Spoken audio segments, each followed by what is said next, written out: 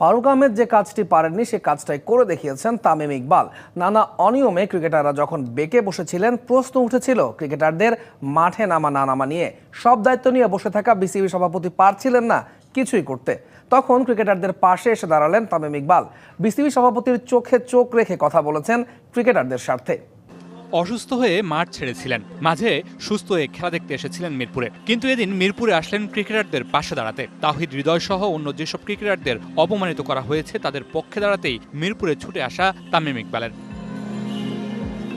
বিপিএলে 2 ম্যাচ শাস্তি পেয়েছিলেন তাওহিদ হৃদয়। বোর্ড সভাপতির নির্দেশেই সেটি কমিয়ে আনা হয়েছিল 1 ম্যাচে। 2 ম্যাচ হৃদয় খেলে ফেলার পর আবারও ফেরানো হয়েছে পুরনো শাস্তি, যেটিকে বিসিবির তরফ থেকে ক্রিকেটারদের অপমান করা হয়েছে বলছেন তামিম। তাই তো ক্রিকেটারদের অপমানে ছুটে এসেছেন তিনি, তার আহ্বানে ছুটে এসেছেন অন্য ক্রিকেটাররাও।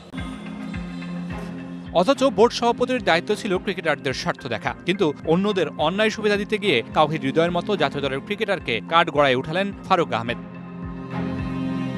শুধু তাওহিদ হৃদয়কেই নয়, ফারুক আহমেদের বোর্ড ইতিহাসে প্রথমবারের মতো ফিক্সিংয়ের অভিযোগ ওঠা 2 ক্রিকেটারকে মিডিয়ার সামনে প্রকাশ্যে অপমানিত করেছেন ছায়া তদন্তের নাম করে, যা কোনোভাবেই মানতে পারেনি সাবেক এই অধিনায়ক।